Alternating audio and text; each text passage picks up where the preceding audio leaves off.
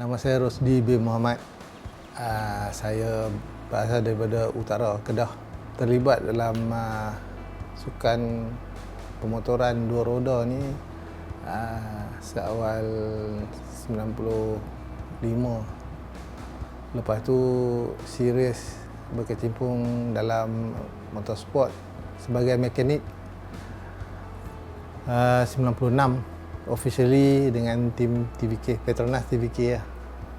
Jadi itulah titik permulaan saya sebagai race crew.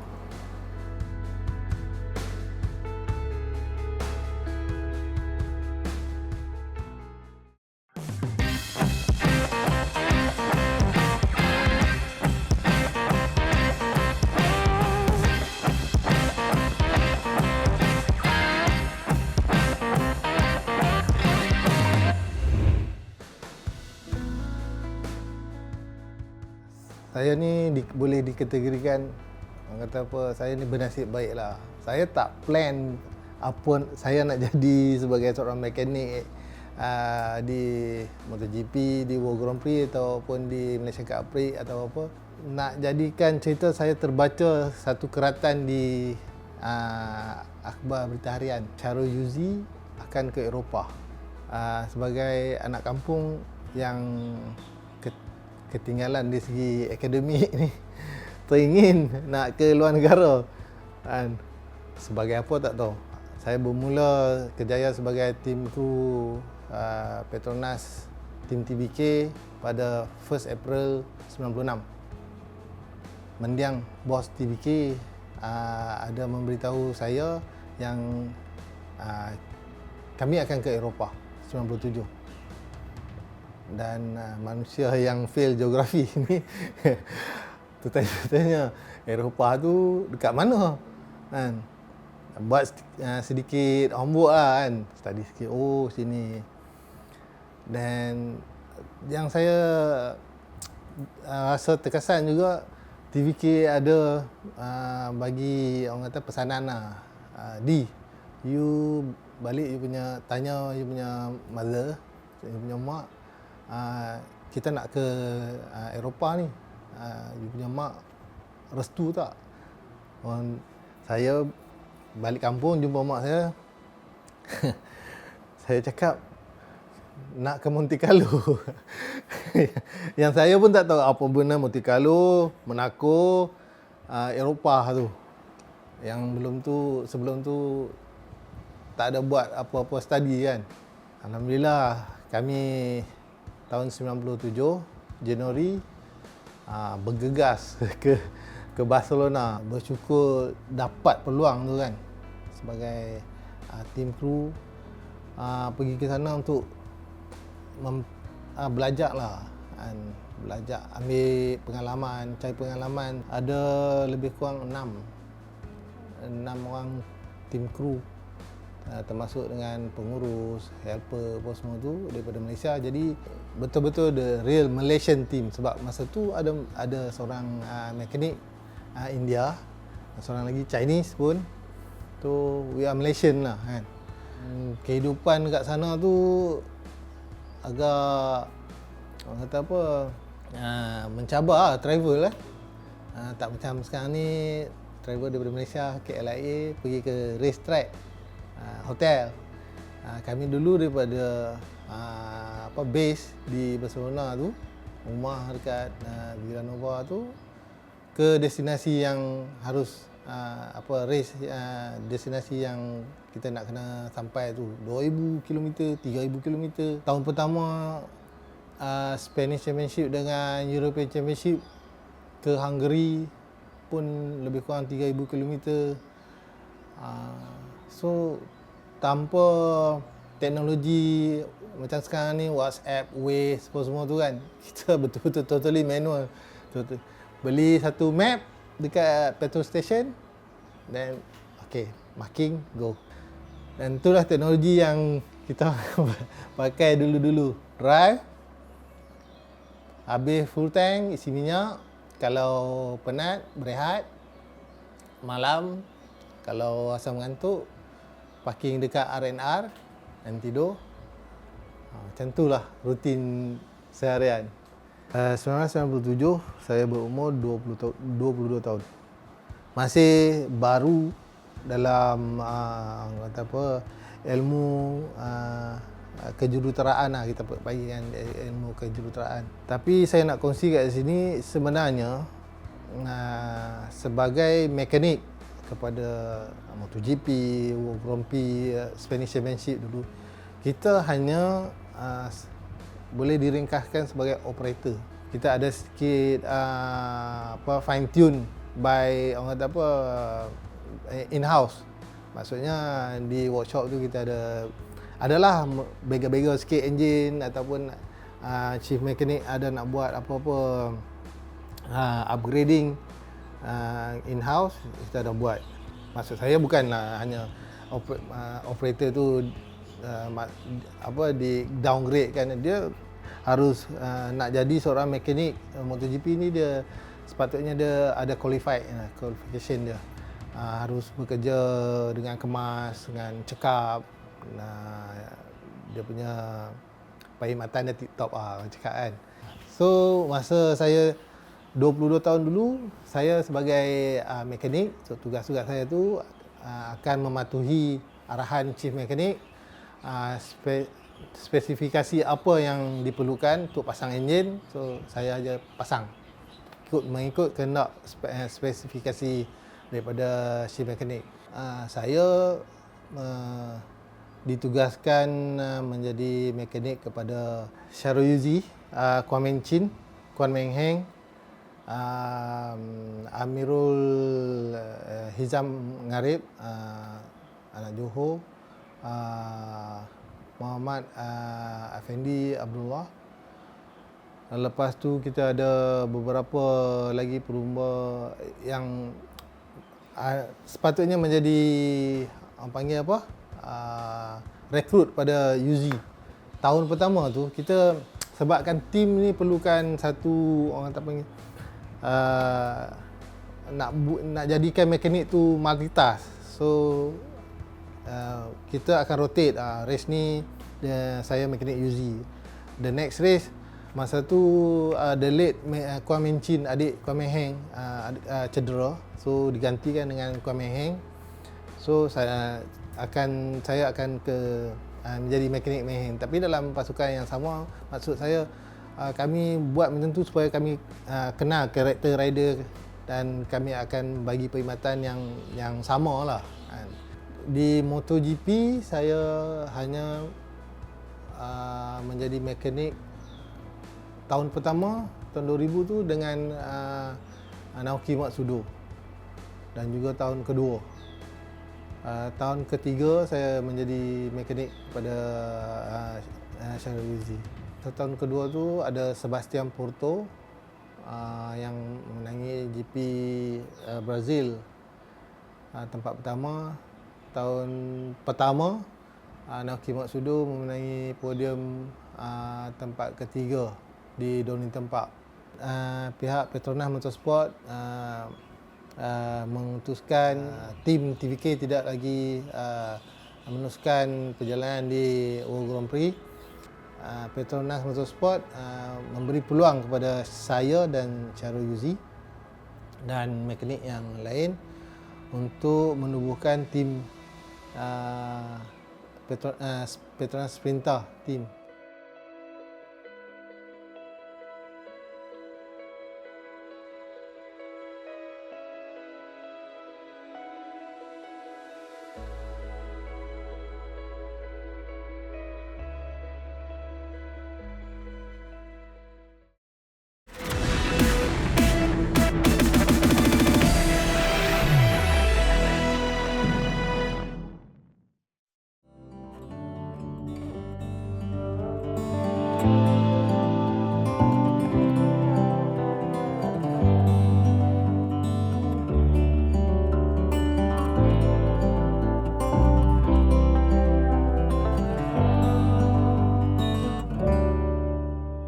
Tahun 2003 hingga 2005, di mana masa tu Muhammad Syahnas Syahidan, Suhadi Ali Rahmat, Ahmad Zamani sebagai pelumba, dan beberapa pelumba baru.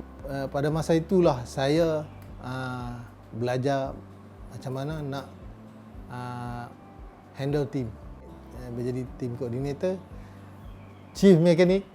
Dulu macam saya cakap mula tadi, masa di MotoGP kita hanya operator.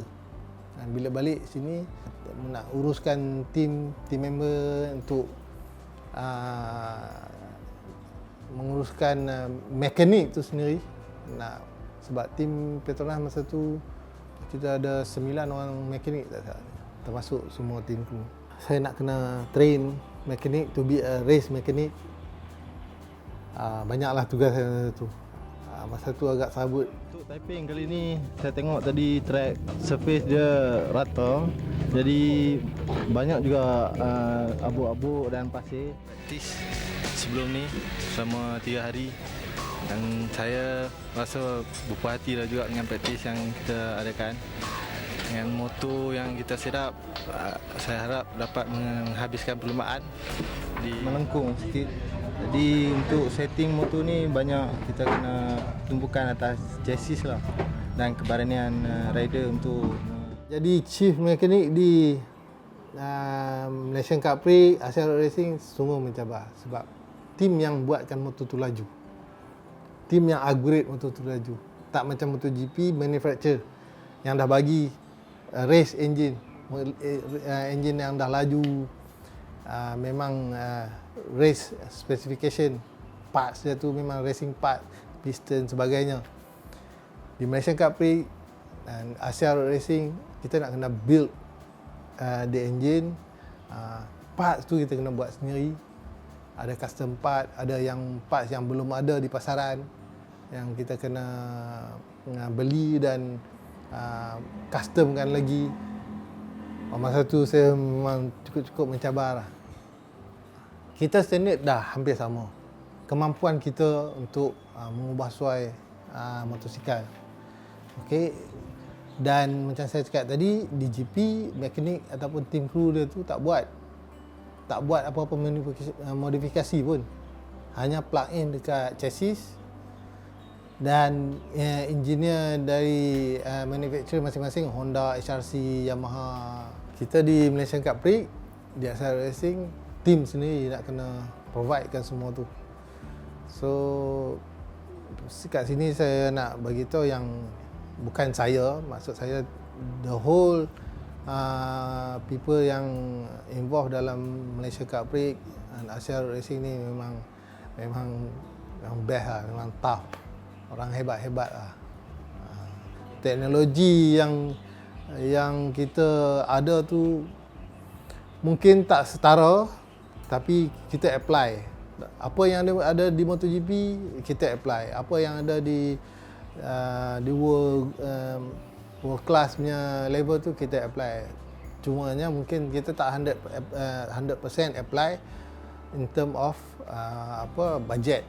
Di team pun banyak perbezaan yang dah kita ubah. Team image kita dah ada partition yang kemas, yang berbentuk macam MotoGP punya ni, means image yang kita bawa even daripada local sponsorship pun kita dah bawa ke high level, ke international level punya level. Maksudnya even kita dalam perlumbaan dan juga penyiaran sukan ni pun kita dah setara dengan world class. Bagi pendapat saya yang berada di dalam industri ni, apabila kita sebut sukan pemotoran, kita berada dalam satu industri yang besar. Penyiaran, persediaan tim, rider dan juga orang panggil tim kru, semua harus adakan sebagai perantis ataupun adakan satu kursus khas bagi mereka yang betul-betul minat. Saya tak pasti bagaimana, tapi di luar sana ada. Industri seperti MotoGP ataupun World Superbike akan serapkan diorang ni ke MotoGP ataupun sebagainya, sebab tu peluang pekerjaan untuk diorang. Jadi di Malaysia ni berpeluang untuk adakan benda-benda tu supaya kita dapat menjadikan satu tim, bukan pasal tim fully Malaysia ataupun tim Malaysia ataupun sebagainya, sebabkan kita ada pelumba-pelumba yang berlumba di peringkat dunia, dan kita juga boleh menjadi penyumbang tenaga kerja. Pelumba kita tu memang dah setanding dengan pelumba-pelumba di luar sana, pelumba Eropah, daripada Jepun ataupun sebagainya. Bila dapat peluang ke kejohanan yang Eropah ataupun sebagainya, dia bersama dengan trainer-trainer dari luar. Saya berasa yang pelumba-pelumba ni perlu ada trainer ataupun dia punya body dia sendiri supaya dia boleh berkomunikasi dan dia senang untuk berceritakan perihal permasalahannya. Actually pelumba ni perlukan satu semangat disuntik supaya dia dapat perform dengan tenang lah. Sepanjang penglibatan saya dalam sukan pemotoran ni yang hampir 26 tahun, saya kalau boleh saya nak melihat seorang pelumba kita, pelumba negara bukan di peringkat MotoGP, menjuarai, menjadi seorang juara. Kita dah ada dulu Syahrul Yuzi, seorang pelumba World Grand Prix peringkat dunia. Kita ada Hafiz Syarin dah bawa MotoGP. Kita ada beberapa pelumba lain yang masih berlumba yang pernah berlumba di kategori masing-masing di MotoGP. Dan the next is kita perlukan seorang pelumba juara MotoGP.